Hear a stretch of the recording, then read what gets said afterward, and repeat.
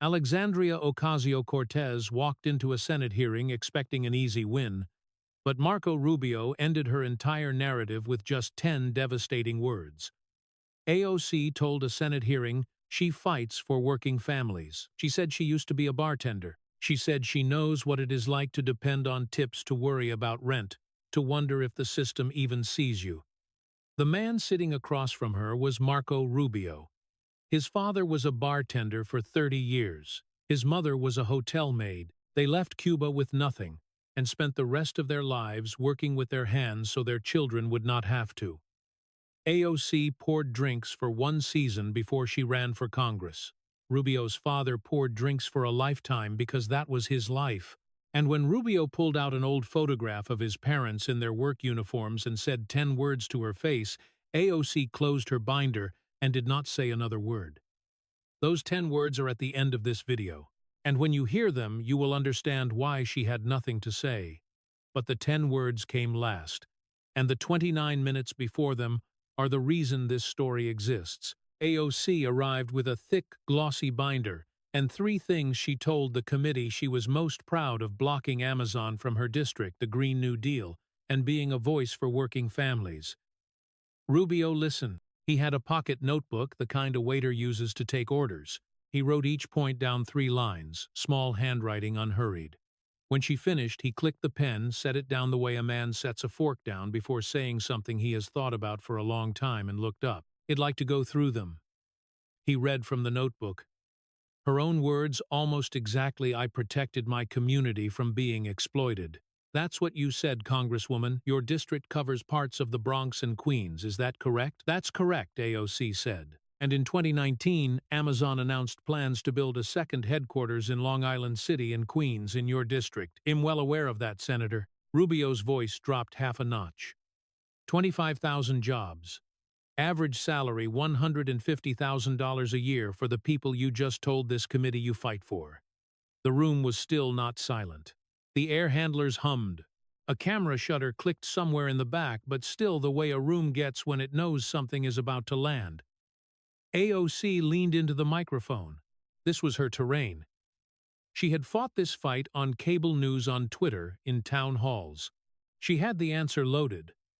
Senator, those were public subsidies. $3 billion in taxpayer money for the wealthiest company in human history. Jeff Bezos did not need a handout. Our schools needed that money. NA needed that money. The mom and pop stores in my district needed Congresswoman. She stopped. Not because he raised his voice, because he lowered it. What happened after Amazon pulled out? She blinked. The question was too simple. They didn't build in your district, Rubio said. But did they come to New York? A half-second pause. Her fingers moved to the edge of the binder. Amazon leased office space in Manhattan, she said. How many jobs? 1,000. 500. Rubio repeated the number back to her. 1,500. Not 25,000, 1,500, and not in Queens, not in the Bronx, in Manhattan, outside your district. He looked down at his notebook. And did they receive any subsidies for those 1,500 jobs? AOC's voice was quieter now. No. So Amazon came to New York anyway without subsidies. Exactly the outcome you said you wanted, except instead of 25,000 jobs in your district, 1,500 went to someone else's.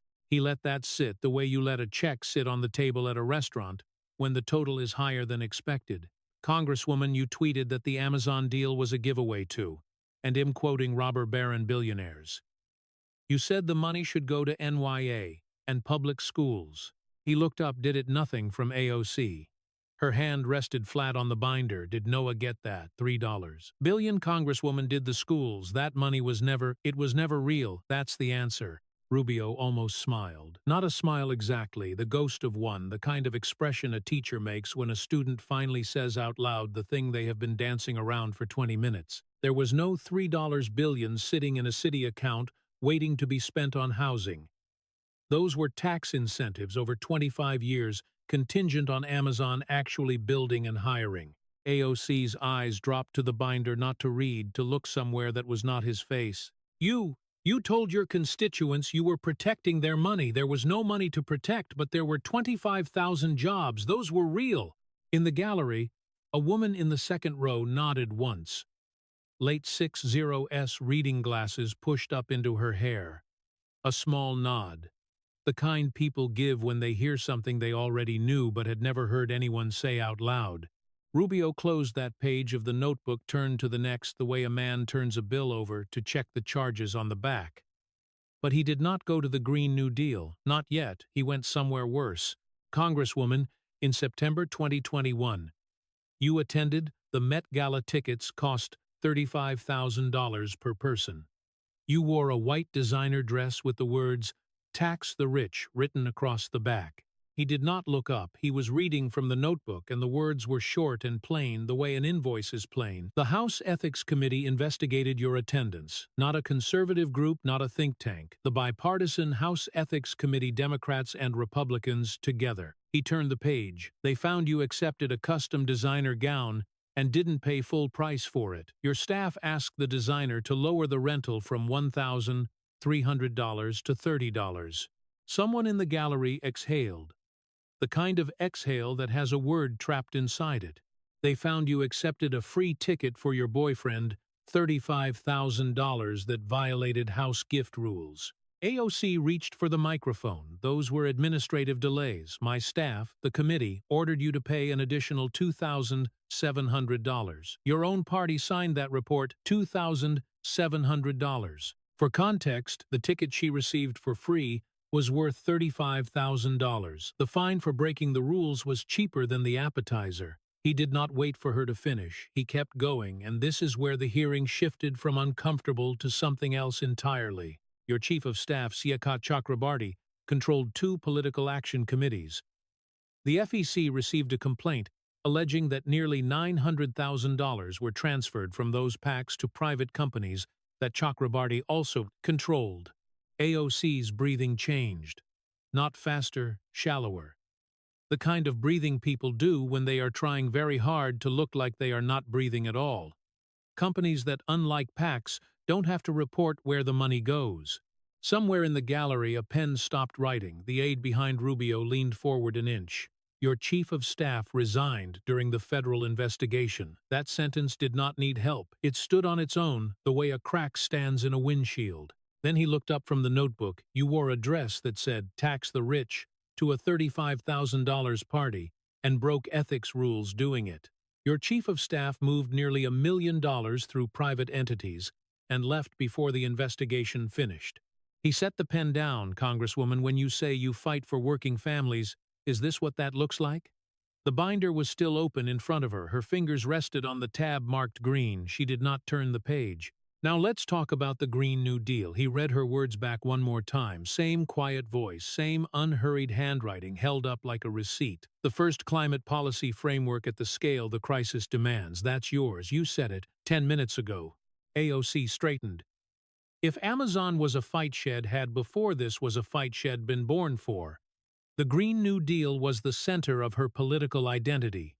The thing that turned a first-term congresswoman into a movement.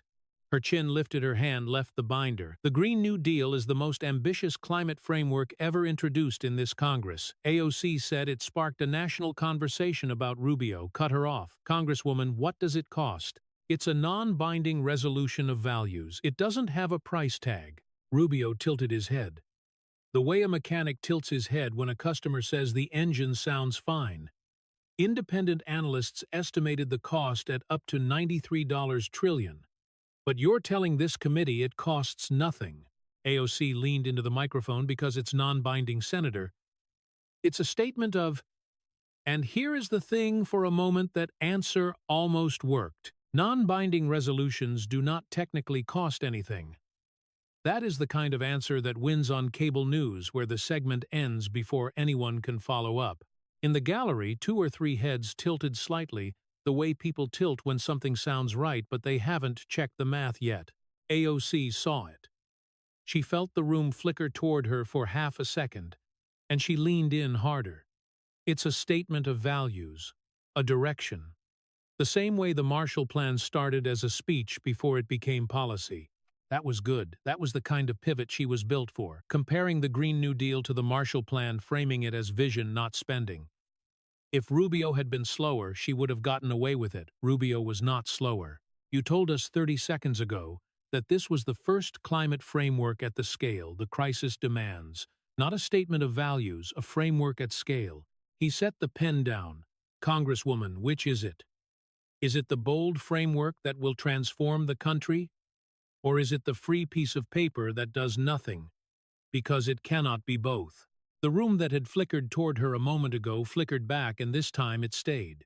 She opened her mouth, closed it. The binder sat open in front of her, but her eyes were not on the page. And this is the thing about traps built from someone's own words. They do not feel like traps when you are saying them. They feel like victories. AOC had walked into this hearing room with 3 accomplishments she had chosen herself. And Rubio was using them the way a locksmith uses a key. Her words, his direction. Let me help, Rubio said. Your own chief of staff gave an interview to the Washington Post. He said, the Green New Deal was not originally a climate thing at all. He said, and I quote, we really think of it as a how do you change the entire economy thing.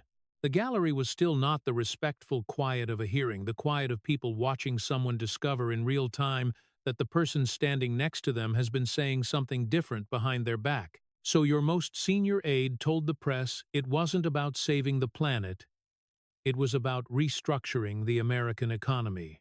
When you stood in front of cameras and told people this was about climate, was your chief of staff lying, or were you? AOC's jaw tightened. Not much, the kind of tightening you only see in close-up when the face is doing everything it can to hold its shape. My staff's characterization was in the Washington Post. Congresswoman, this is not opposition research, this is your own team. He turned the page, and this is where he did something that felt to the people watching like opening a second front in a war that was already going badly. A nonpartisan study from Vanderbilt University ranked the legislative effectiveness of every member of the House. He looked up from his notes. You introduced 21 substantive bills. Not one received action in committee. Not one reached a floor vote. Not one became law. AOC's chin dropped 1/4 of an inch. Not a nod, the opposite of a nod. The kind of movement the body makes when the head is suddenly heavier than it was a moment ago. Out of every House Democrat in Congress, you ranked near the very bottom. Out of every Democrat from New York, you ranked dead last. Behind Rubio, a staffer closed a folder quietly, the way someone closes a door when they don't want to interrupt what's happening on the other side. Your colleague, Rashida Tell, same party, same caucus, same squad, she got a bill signed into law, same system, Congresswoman, same obstacles, different results.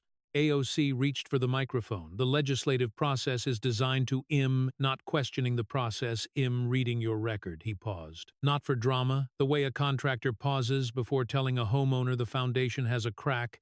Congresswoman, I am not questioning your intentions, reading your results. The binder was still open, but she was no longer looking at it.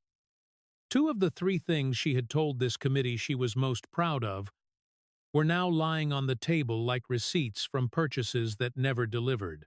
And Rubio had crossed them out in his notebook with the same pen, same small, unhurried letters. 1 line remained. The 3rd thing, the last thing, I fight for working families. I was a bartender. I know their lives. He had not touched it yet. And if you watched the way he held that notebook, careful, deliberate, the way someone holds a book that has something pressed between its pages, something thicker than paper, you understood that the 3rd line was not something he needed to cross out, it was something he needed to bury. And if you think what you just heard was the worst of it, stay with me, because Rubio was about to stop asking questions, and what he did instead changed the temperature of that room in a way no one who was there will forget. She did not wait for him to ask the next question. That is important, because what happened next was not the script. It was not the binder. It was AOC, at her most dangerous, unscripted, cornered, and fighting with the only weapon she had left, which was the truth about the man sitting across from her. She leaned forward. Her hand left the binder entirely. For the first time in the hearing, she looked at Rubio the way she looked at opponents on cable news. Direct, fast, locked in. Senator, you want to talk about working families. Let's talk about working families. Her voice dropped half a register, her chin leveled her back, pressed into the chair the way a fighter plants their feet before they stop retreating. Your parents were immigrants, Cuban immigrants, and your party, the party you represent, the party you fund, raise for the party whose legislation you vote on, has separated immigrant families at the border. Children in holding facilities, Senator, you know this. The gallery stirred a low sound, not quite a murmur, more like the sound of weight shifting. You were the son of a bartender, you said that. You've said it in every campaign you've ever run, but your party voted against raising the minimum wage for bartenders, for waitresses, for dishwashers every single time it came to the floor. Every single time she was not reading, she was not performing, she was throwing punches with her bare hands, and every one of them was connecting. So, you want to lecture me about working class? She leaned in closer. Senator, I was working class. You just came from it. The room moved, not toward Rubio. Toward her, you could feel it in the gallery, in the way heads turned, in the way the aide behind Rubio shifted in his chair. For the first time in the hearing, AOC had the current. She had the room. And that last sentence hung in the air, the way a good punch hangs after it connects, before anyone knows if the other fighter is getting back up. This was the moment. If you have watched enough of these, you know this is where hearings are won or lost. Not on facts, on recovery. A weaker questioner would have fired back immediately, defended his party, denied the accusation, and lost the room for good. Because denial after a body shot looks like exactly what it is. Rubio did not fire back. He looked down at his notebook. The pen was still on the table. He did not pick it up. His right hand rested flat beside it, palm down, fingers still. He took a breath that was visible but not audible. Then he looked up. The Congresswoman is right about something. The gallery went quiet, not the performative quiet of a hearing room waiting for a sound bite. The real quiet, the kind that happens when someone says something no one expected. My party has not always gotten it right on immigration. I've said that publicly more than once. I tried to fix it. The Gang of 8 Bill 2013. Some people in my own party never forgave me for it. The Congresswoman knows this. He let that land took the punch, did not pretend it missed.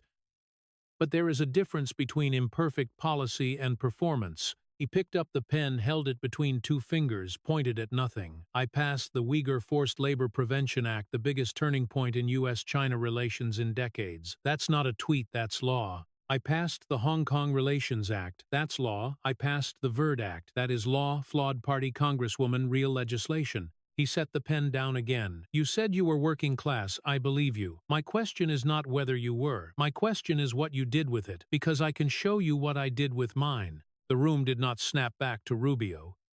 It drifted slowly the way a tide turns. You don't see the moment it changes, but you feel the water moving under your feet, and by the time you look down, you are standing somewhere else. AOC sat back in her chair. Her hand returned to the binder, but it rested on the cover. Now, not inside on top like a hand resting on a door you no longer intend to open. She had fired the strongest round she had, and it was not a miss. Some of it landed, some of it was true. But the thing about truth in a hearing room is that it only wins if the other side cannot absorb it. And Rubio had absorbed it the way a wall absorbs a fist. It takes the impact, stays standing, and now your hand hurts. He turned to the last page in the notebook, slowly, and his hand stopped on something pressed between the pages, something that was not paper, something with edges you could see through the thin sheet. The third line was coming, and what Rubio did with it is the reason I am telling you this story.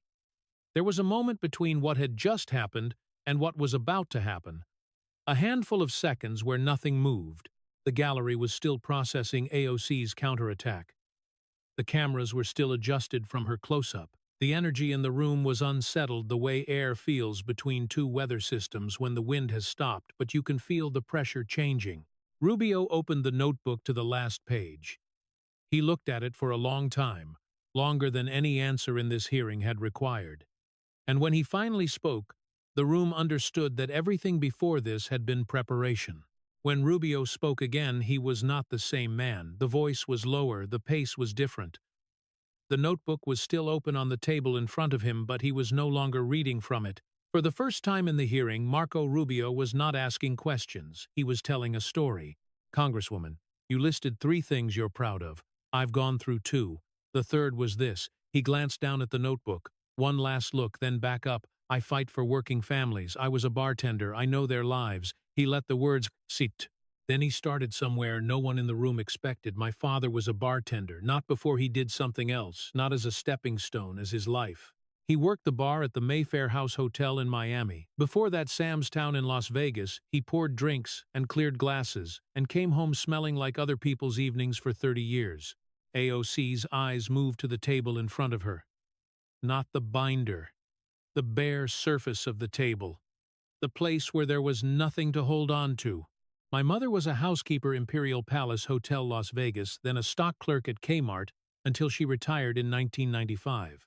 She folded other people's sheets and stocked other people's shelves and never once in her life called a press conference about it. In the gallery, the woman in the second row took off her reading glasses and held them in her lap. She did not put them back on. They came from Cuba. Not because they were hungry, because they were told what to think. My grandfather sat on the porch in Miami years later and told me what happened, what that oppressive regime did not, the theory of it, the reality. AOC sees shoulders settled, not relaxed, lowered.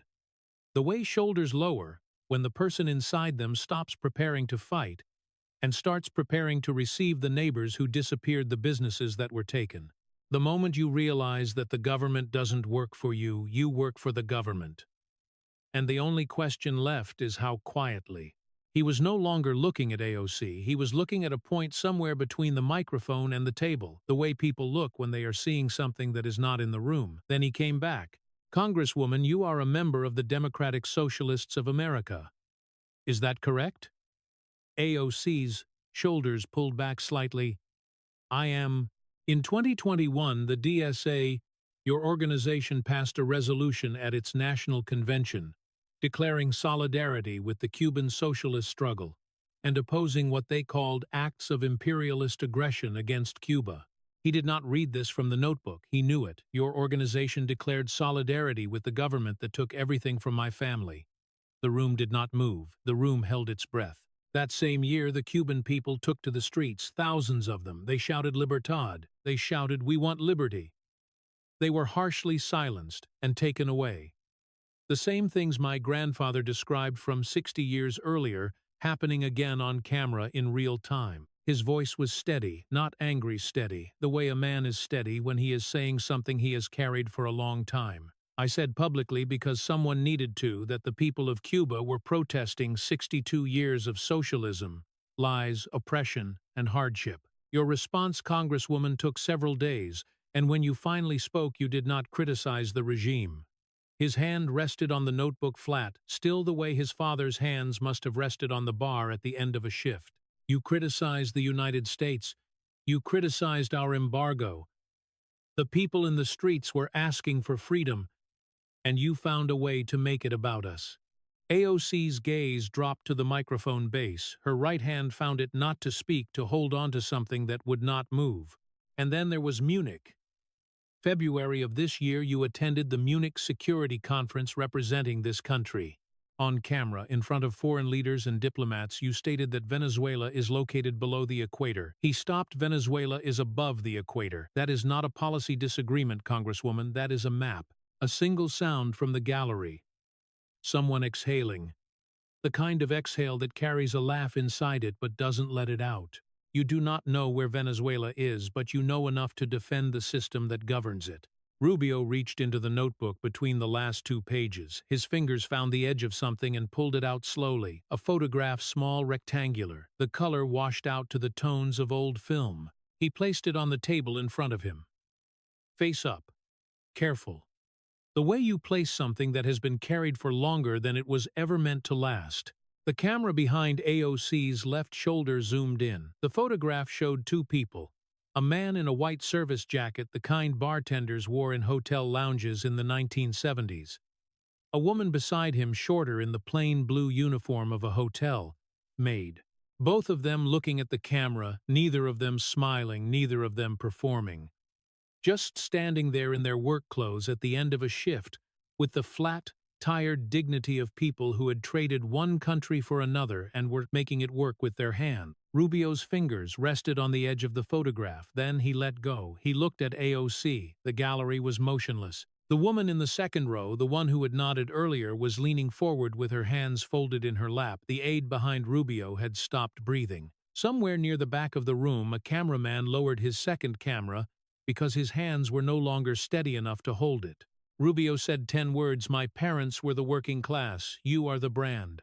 The hearing room went silent, not the kind of silence that falls between speakers, the kind of silence that fills a house after the last person leaves, complete, permanent. The kind you do not break, because breaking it would mean admitting what just happened. Nobody moved, nobody spoke. AOC's eyes were on the photograph, not on Rubio, not on the binder, on the 2 people in work clothes who had never asked anyone to notice them. Her breath caught once short, the kind of breath that sounds like the beginning of a word that never comes.